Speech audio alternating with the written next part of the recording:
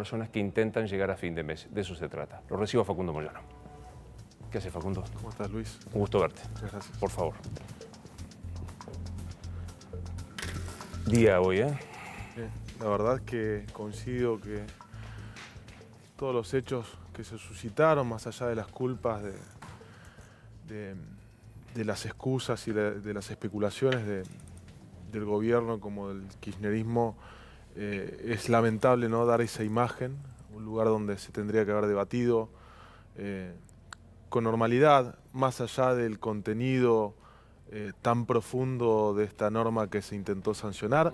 Y yo creo que el error viene desde antes, ¿no? Desde el gobierno negando esta realidad. Ahora queda a las claras que había un problema, porque si no Carrió no va a decir hay una compensación. Si hay una compensación significa que realmente había una pérdida de plata y de poder adquisitivo. No de plata y no de poder adquisitivo. Esa fue una nota que nos tocó hacer nosotros con Pablo Tonelli, que nos dijo, pierden plata, pero claro, no poder adquisitivo. Por lo tanto, creo que, el tiempo con el cual se quiso aprobar esta norma y la negación del gobierno, yo le sugerí a los funcionarios del gobierno cuando estuvo el tratamiento en comisión, que se sinceren, que digan que la necesidad es fiscal, que digan que la ley tiene un trasfondo fiscal que hoy está claramente en evidencia. Y comparaba la situación con el año 2000, cuando la ministra Patricia Bullrich de la Alianza decide tomar una medida que reconoció como durísima, pero necesaria porque había un problema fiscal que resolver. Dijo, tenemos que tomar esta medida dura, pero lo tenemos que hacer porque necesitamos los recursos. El recorte del 13%. El recorte del 13%. En este caso hay un recorte similar, no hecho de la manera como se implementó en el año 2000, pero claramente hay un ahorro de entre 80.000 y 120.000 millones que son los que se van a repartir entre las administraciones provinciales. Ahora, la realidad es que no se sinceran, necesitan desde el gobierno sincerarse con los jubilados, sincerarse con el pueblo y con los propios diputados que somos representantes del pueblo. Es más fácil, ¿no? Si uno dice, mira, es esto, vamos por este lado. Luis, vos decías una cosa que es muy cierta. No hay discusión acerca de la inconstitucionalidad de la ley. O sea, constitucionalistas muy prestigiosos dijeron esto, digo, no hace falta ser prestigioso para leer la letra de la Constitución y darse cuenta que no se puede retroceder cuando se trata de derechos adquiridos porque atenta contra el artículo 14 bis. No hace falta, el sesgo político o ideológico para decir esto es una ley que le quita dinero a los jubilados porque hay que hacer cuentas. Economistas cercanos al gobierno han hablado de que el empalme y la comparación entre fórmula y fórmula significa un 50% de pérdida en el aumento que deberían percibir si se aplica la fórmula actual. Entonces digo, me parece que estas cuestiones el gobierno no las debió haber ocultado, debió haber sido sincero desde un principio y más allá del debate con los gobernadores, tendría que haberle dicho a los legisladores y a la sociedad de que esto tenía un trasfondo fiscal. De lo que sabés, hoy la información es que el DNU no sale hoy, que llamarían a una sesión lunes, martes. ¿Te llegó alguna información de que pueda pasar esto? Escuchaba al diputado Massot hace un rato en un canal de televisión donde decía que estaba firmado por todos los ministros, salvo por el presidente, pero que le iban a dar una oportunidad al tratamiento legislativo. Es fuerte eso. O sea, o lo tratan o te lo saco por DNU. Es raro eso, ¿no? La verdad es que es algo que preocupa, como decías vos hace un rato, para que exista un DNU tiene que existir una necesidad y una urgencia. Se ve que los agujeros fiscales que tienen las provincias le significan al gobierno nacional una urgencia, aunque esto ya se ha transformado también, más allá de que hay algo concreto, que es dinero efectivo que le sacan a los jubilados, en una discusión netamente política, y más después de la derrota que tuvo el gobierno en el día de hoy, digo, porque más allá, digo, y esto no es cuestión de ganadores y perdedores, me parece que hoy perdió la democracia y perdió las instituciones, porque ya el hecho que donde tienen que sesionar los representantes del pueblo esté militarizado, creo que ahí es donde pierde las instituciones. El gobierno dice que no tenían más remedio, que pusieron gente a la gendarmería y demás, porque sabían que venían a desbordar el lugar. No, siempre hay grupos que generan provocaciones y demás, pero una cosa es la responsabilidad de esos grupos y otra cosa es la responsabilidad del Estado. No se puede comparar una cosa con la otra. Por eso, cuando la diputada Carrió hacía referencia a la violencia, no le vamos a contestar con violencia, y claramente la violencia se contestó con violencia, ¿no? Porque alguien tiene que dar la orden para esa represión. Y cuando uno ve las imágenes, ve la imagen de una diputada como Mayra Mendoza, que uno puede estar de acuerdo, en desacuerdo, pero habían 7 efectivos de la policía rodeándola, tirándole gas pimienta en la cara. Tiene razón el diputado Kicillof. Y esto a mí no me hace kirchnerista. Basta del argumento del gobierno, basta de ese argumento simplista, facilista y chicanero barato que utilizó el diputado Mazzot, inclusive en la reunión de comisión, cuando hizo referencia a Marcos Paz, a Ezeiza, cuando es un diputado que representa un bloque a un interbloque y tiene que buscar consensos.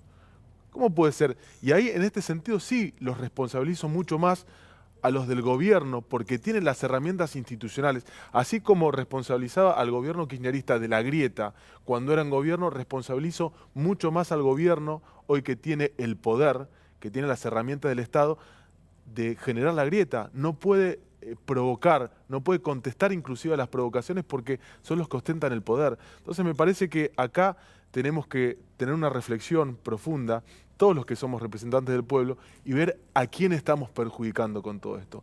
En principio a la Argentina, y después a la sociedad, los jubilados, los 17 millones que están afectados por esta medida que se quería tratar de forma express, siendo que el oficialismo, cuando era oposición, criticó tanto la escribanía del kirchnerismo. Yo no entiendo algo. Si no tenían el número asegurado, ¿por qué se apuró? Pues se suponía que iba a ser la semana próxima el tratamiento de la sesión. Después escuché decir que como estaba el 20 o 21 de diciembre, no querían llegar ahí. Digamos, ¿por qué este apuro? ¿Por qué ¿A qué lo atribuís? Yo creo que finalmente se desenmascara, Luis, el trasfondo fiscal y el recorte a los jubilados.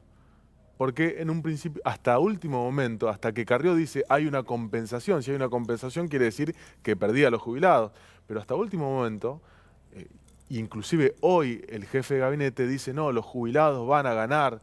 No van a ganar, porque si ganaran hubiera un ahorro de 120.000 millones. Entonces, me parece que la urgencia con la cual intentaron aprobar esta norma tiene que ver con que no querían más tiempo para desenmascarar el ajuste que estaban llevando adelante. Y no es una cuestión ideológica, repito, es una cuestión matemática. Economistas ligados al gobierno, tributaristas importantes, medios que en general apoyan las medidas del gobierno o por lo menos no las critican. O sea, establecían con sus analistas que esto era algo que significaba un ahorro fiscal muy importante. Me parece poner nombre de apellido, Ismael Bermúdez, que es un tipo bárbaro, sí. Pero que escribe en Clarín, sí. Digamos, lo dijo con todas las letras. La aritmética por ahora no se pudo derogar en la Argentina. Que te está viendo, suponete que te está viendo Macri en este momento. ¿Se te ocurre darle alguna idea o alguna salida a esto que me parece que es una situación complicada? Que realmente sean consecuentes con lo que dicen, porque hablan tanto de la democracia, hablan tanto de las instituciones. Y la situación de hoy, ¿sabés lo que me dice Luis? Es que si tuvieran la mayoría que tuvo el kirchnerismo, procederían de igual manera o peor. Porque no teniendo esa mayoría y amparándose en el voto, que es cierto, tuvieron un respaldo popular importante, proceden de la misma manera. Lo que hicieron hoy es lo mismo. Y apelar siempre cuando uno se opone, hoy después de la votación, nosotros la verdad es que estábamos contentos de que no se trate este proyecto porque creemos que merece una discusión mucho más profunda y aparte es algo que perjudicaba a los jubilados directamente y a los destinatarios de las diferentes asignaciones. Yo saludé a Kicillof, saludé a Gioja, saludé a un montón de diputados de la oposición que fueron parte de el rechazo a esta norma. Enseguida te ponen como el kirchnerismo, se juntan todos, son parte... Hay que terminar con eso, porque eso es lo que genera la grieta. ¿Te joroba? ¿Te joroba que te digan eso? Mirá, o sea, a nosotros durante mucho tiempo que desde nuestro bloque del Frente Renovador apoyamos algunas medidas, nos trataron de que éramos Mazas Macri, el famoso Mazas Macri. Entonces, viste, de un lado o del otro, cuando uno intenta ser coherente, en lo particular yo muchas de las medidas que apoyó, proyectos que apoyó mi bloque no los acompañé porque tuve algunos cuestionamientos, pero igualmente caía en la volteada. Y cuando, qué sé yo, votamos ganancias, por ejemplo, era kirchnerista. Después cuando votamos por ahí, no sé, PPP, yo me abstuve en ese caso, éramos macristas. Entonces digo, hay que terminar, porque eso es lo que genera la grieta. Evidentemente. Marcos Peña, que es, digamos, el segundo del presidente, genera grieta. Genera grieta. hoy el jefe de gobierno diciendo, y los moyanos tantas críticas que le hicieron al kirchnerismo y ahora están juntos. No estábamos juntos con el kirchnerismo, estamos en contra de la reforma previsional, estamos en contra de la reforma laboral y el kirchnerismo está en contra de la reforma previsional y en contra de la reforma laboral. Entonces sí, estamos juntos porque somos oposición a estas medidas. Ahora, si mañana hay otra medida, el kirchnerismo la comparte o la rechaza y nosotros tenemos otra posición, no vamos a estar juntos y tampoco vamos a ser macristas por acompañar alguna medida del gobierno. Entonces, lo que necesita la sociedad argentina es coherencia, es que terminemos y fundamentalmente el gobierno, que es el que tiene la mayor responsabilidad, así como la tenía el kirchnerismo cuando era gobierno, que terminemos de profundizar la grieta. No tenemos que seguir profundizando la grieta. Cada situación que se da de conflicto, que es parte de la democracia, el gobierno aprovecha para llevar todo al kirchnerismo. Obvio. Cuando las centrales obreras protestan, no, son centrales obreras kirchneristas. Cuando la CGT comparte alguna crítica con Cristina, es una CGT cristinista. No, no es así. Curiosidad personal, ¿hablaste con tu viejo hoy? No, ayer hablé, bueno, pero por otro tema, por el tema... Estaban contentos. El tema fútbol, claro. Estaban contentos con Independiente. Y todo. Pero digo, hoy no sabés cuál es el pulso de Hugo, de lo que está pasando.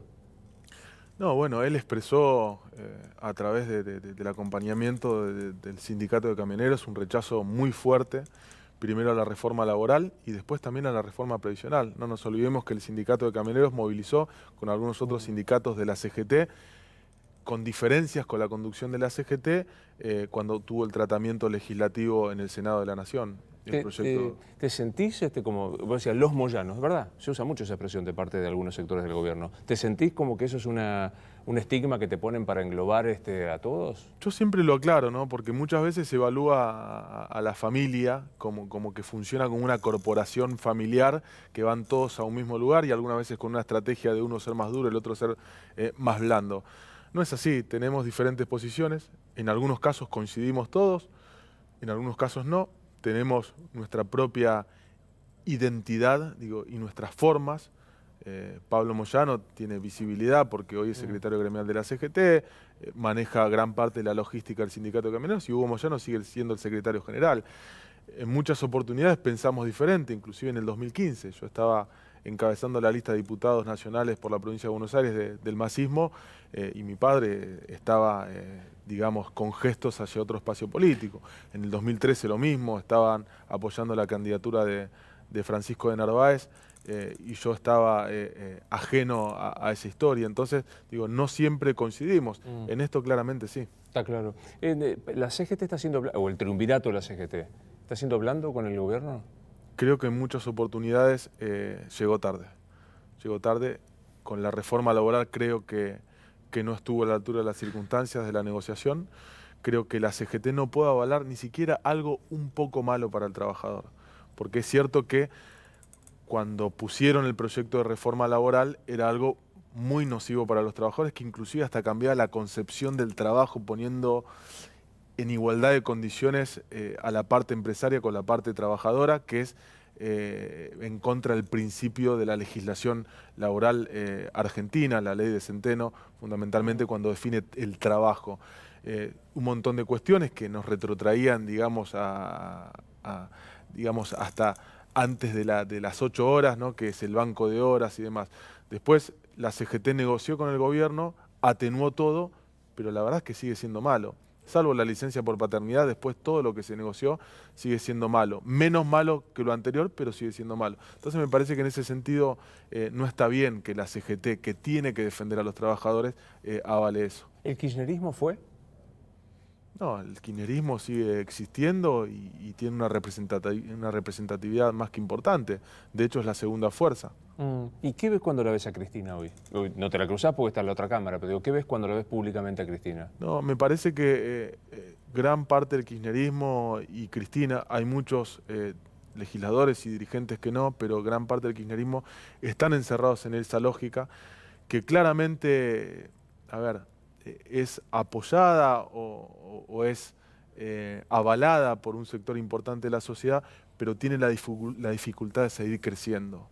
No hay una oferta que pueda seducir más allá de ese electorado, que es importante, que le ha dado en la provincia de Buenos Aires una elección importante de 37 puntos, la ha puesto como ganadora en La PASO, pero la verdad es que lo que creo es que si no tiene un sentido de apertura va a tener muchas dificultades para ganar más que eso, en términos de persuadir a más argentinos. Te tenés que subir a un taxi que solo podés compartir con una persona. ¿Te subís con Cristina o te subís con Macri? No, me subo solo. Te tenés que subir con uno. No, pero no. No, me subo solo en serio. Me subo solo. Creo, a ver, yo respeto a todos los dirigentes, creo que cuando un dirigente es apoyado por el voto popular, tenemos que respetarlo porque más allá de que no coincidamos. Ahora, la realidad es que creo que dentro del kirchnerismo hay dirigentes que son muy potables. Dentro del macrismo hay dirigentes que son potables también, más allá de no coincidir. Dame 2 y 2. A ver, yo creo que Emilio Monzó es un dirigente destacado, es un dirigente que ha demostrado mucha capacidad de gestión, de diálogo y de convivencia. Yo respeto mucho a Axel Kicillof. Respeto mucho a Axel, más allá de que fui muy crítico. Me han insultado mucho en el recinto por criticar las políticas económicas del gobierno kirchnerista, del segundo gobierno de Cristina, pero lo respeto mucho. Y creo que con estos dirigentes tenemos que construir de cara al futuro. Yo no quiero hablar con Cristina, yo quiero hablar con Axel, quiero hablar con los legisladores y los dirigentes políticos que tienen para dar hacia el futuro, más allá de pensar diferente. Yo quiero hablar también con Nicolás Massot, quiero hablar con los dirigentes, digamos, que proponen algo nuevo, que tienen una proyección a futuro. Me parece que con 32 años es mi tarea. Te pongo frases, lugares comunes para ver qué te parecen. Volvió el Club del Helicóptero. Hoy yo escuché a algunos colegas entonces fue casi un intento de golpe el copamiento del Congreso. ¿El Club del Helicóptero existe? No, me parece que apelar a eso, a ver, es un poco parecido cuando había oposición al gobierno kirchnerista y decían hay golpismo, desestabilización, la derecha, a ver, si bien pueden haber sectores muy minoritarios que quieran el caos, creo que tenemos una historia bastante fuerte como para pretender eso de nuevo en la Argentina.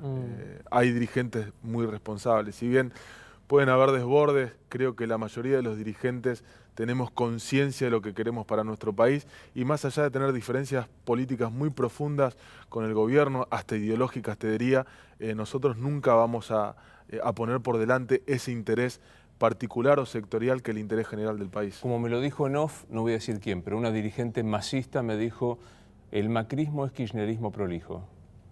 Bueno, hay un economista que decía que el macrismo es el kirchnerismo con buenos modales.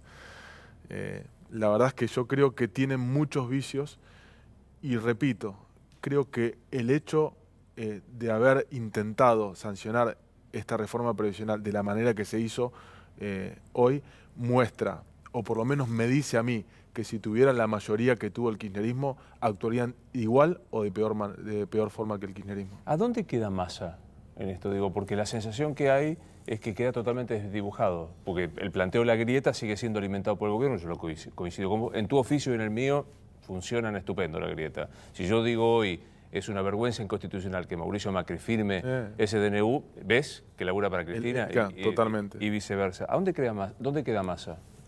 Bueno, yo creo que ante esta situación de polarización, de profundización de la misma y de la grieta que fundamentalmente yo responsabilizo al gobierno, porque como lo dije antes, es el que ostenta el poder, nosotros, y Sergio Massa en particular como dirigente político, ha tenido la dificultad y bueno, la elección que no fue buena, por lo menos no cubrió las expectativas que tenía, lo ubica en un lugar en donde va a tener que trabajar mucho en la reconfiguración de la oposición en general y del peronismo en particular. El gobierno ha logrado algo importante, más allá de los errores y de lo que criticamos en materia de políticas económicas y en materia de decisiones políticas. Pero se ha consolidado como fuerza de gobierno después de esta elección.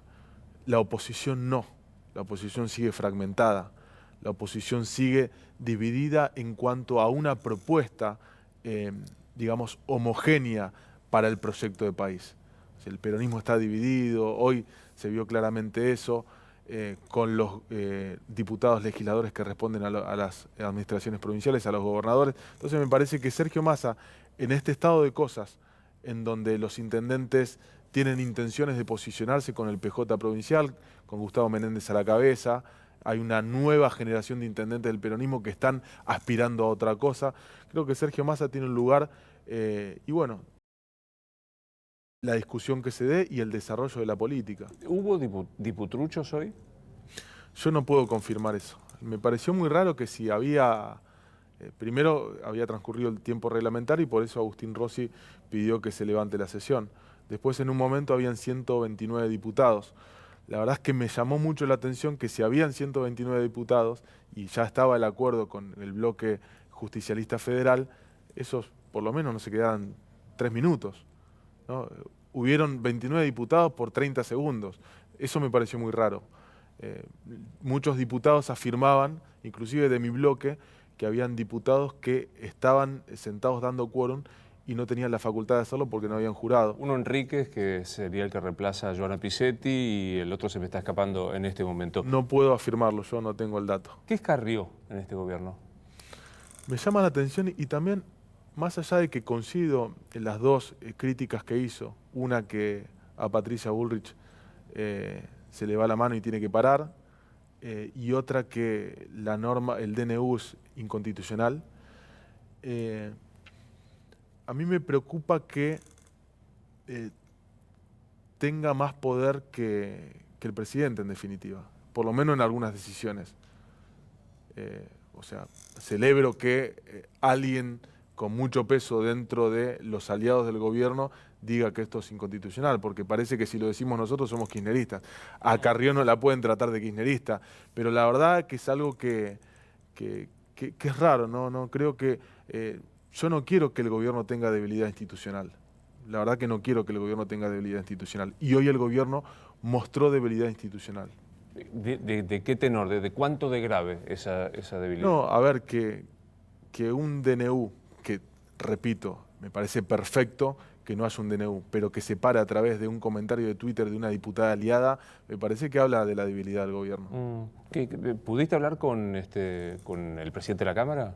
No, con Emilio no, con la tensión que hubo en la Cámara no tuve la oportunidad. La impresión que daba viéndolo es que se sintió desbordado y que la sesión se la clausuró. Hablé en un momento con Nicolás Massot y le dije, la verdad que con este clima y con los discursos, inclusive el de él, que fue muy fuerte en la sesión de comisiones, en ese clima no creo que, más allá de haya quórum, me parece que es una discusión secundaria si había quórum o no, pero no se podía sesionar. El nivel de violencia discursiva y de violencia física me parece que no permitían que se sesione. Definime a Mauricio Macri. Es el presidente elegido democráticamente y por eso merece el respeto a la investidura. Es un dirigente político que ha crecido mucho en términos de representatividad y en términos de contenido político con el cual no coincido en nada. Definime ese contenido político. Bueno, a ver, la reforma previsional habla de ese contenido político. La reforma previsional habla de que hay un problema fiscal, hay un problema de déficit, y a la hora de buscar las soluciones de ese problema, toco a un sector débil. O sea, el gobierno es fuerte con los débiles, no es fuerte con los fuertes. No tuvo decisión de ir por la renta minera, no tuvo decisión de ponerse firme con el pago a los holdout. Entonces, me parece que en ese sentido, las medidas del gobierno van mostrando el orden de prioridades. Y cuando el orden de prioridades es primero los sectores concentrados de la economía y después el pueblo y después los trabajadores y después los chicos, me parece que habla de un contenido. ¿Es los 90, Macri?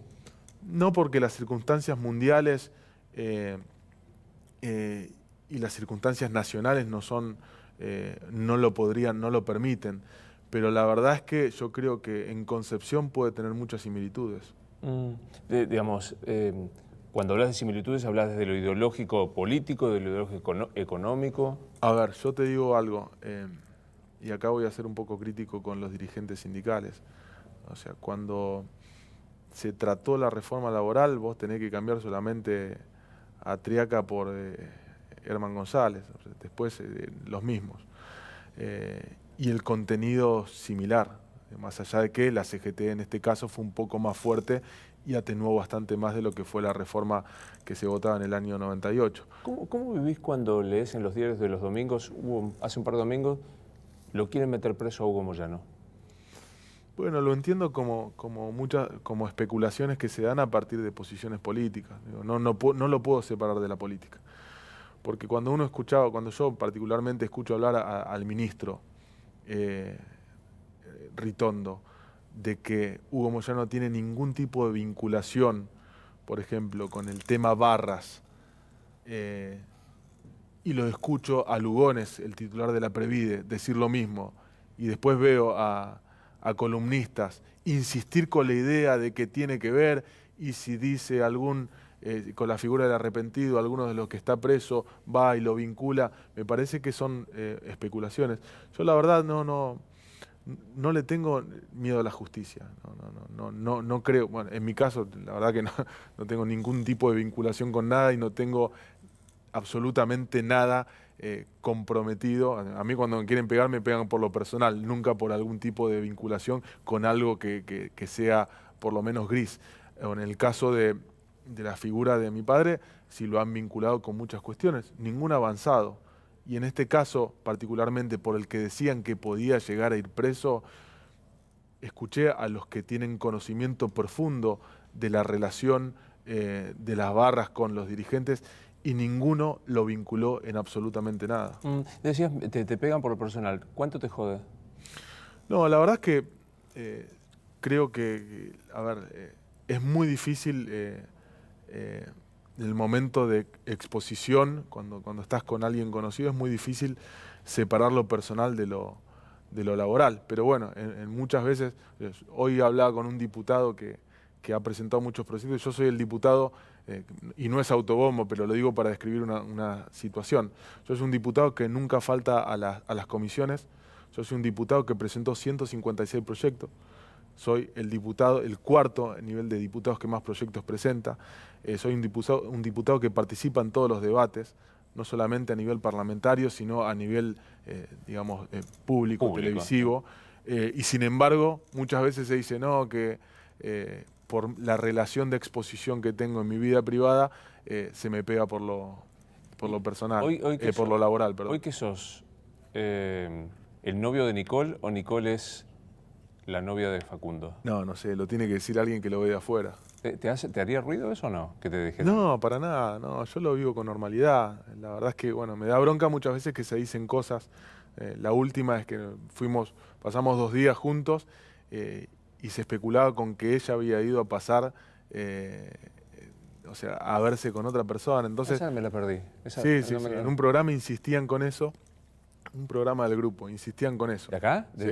¿Qué, Intrusos dijo eso? No, otro programa. Decía, que fue, que no hay ninguna foto con Facundo, entonces estaba viendo a otra persona que también subió una foto en ese mismo lugar. Entonces yo decía, pero ¿cómo puede ser que sean tan irresponsables que digan eso? O sea, a una persona que es madre, ¿no? La verdad que en ese sentido, sí digo, al final es algo que yo creo que la relación, digamos, privada no me ha beneficiado nada en lo personal, porque justamente por esa relación se me pega con lo otro. Pero bueno, tampoco voy a elegir estar con una persona por lo que se pueda llegar a decir. Yo estoy con una persona si quiero estar con esa persona y si me gusta y si siento algo. La verdad es que, bueno, son cosas que pasan y creo que no estoy acostumbrado y me tendré que acostumbrar. Me da la impresión. ¿En la Cámara bien o también por ahí ¿Con viene? respecto a esto? Sí, no, para nada, no. La verdad que los diputados y los periodistas políticos en general tienen mucho respeto hacia mí y yo hacia ellos. Tengo muy buena relación. ¿A qué aspiras en la vida política? Me gusta la política, me gusta mucho. Está claro, pero ¿a qué aspirás? Y bueno, una respuesta política diría donde me ponga las circunstancias, pero bueno. No se lo cree nadie. Contame la verdad. No, a mí me gustaría mucho trabajar en la provincia de Buenos Aires. Me gustaría tener un proyecto en la provincia de Buenos Aires, me gustaría trabajar con dirigentes del peronismo. Yo soy peronista, digo, más allá de pertenecer a un partido o a otro, tengo diálogo con muchos dirigentes del peronismo, quiero ser parte de una renovación.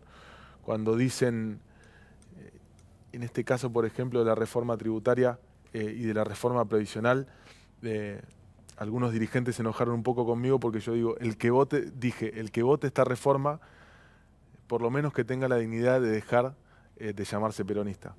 Porque para mí, o sea, tener una identidad política tiene que ver con defender determinados valores y determinadas ideas.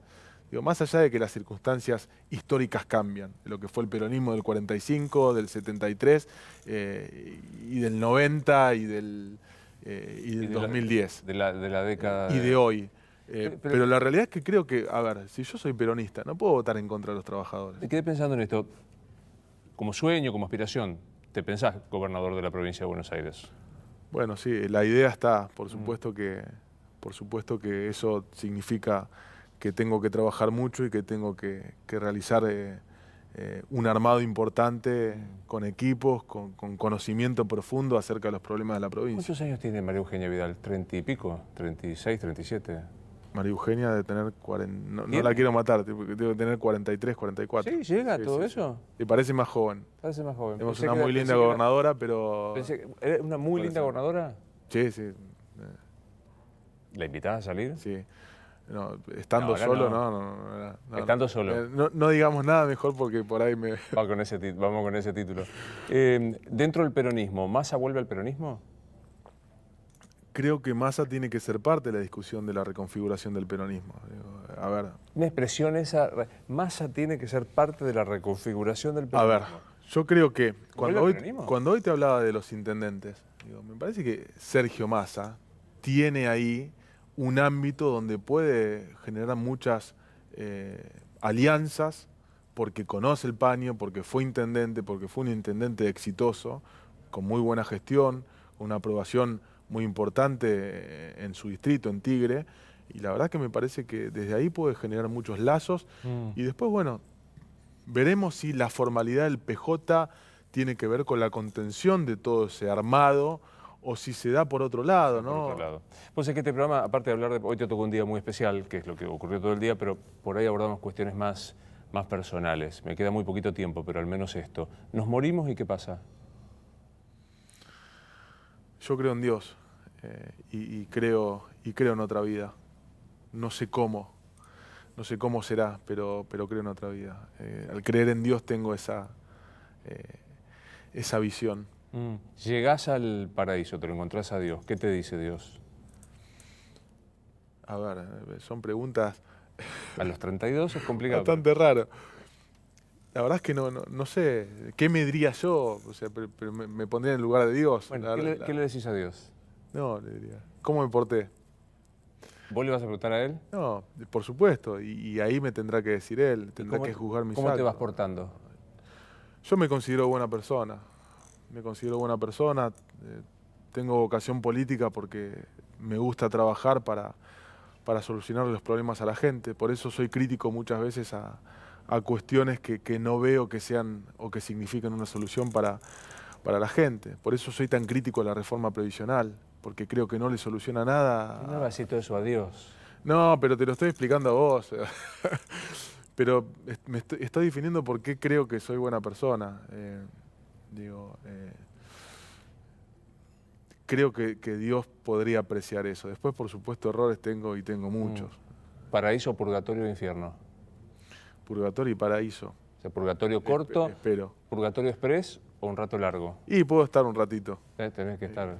Soy bastante pecador en algunas cosas, ¿no? O sea, a ver, en cuestiones, digamos, que no tienen demasiada relevancia, pero sí, no cosas profundas, pero sí cometo errores. Claro.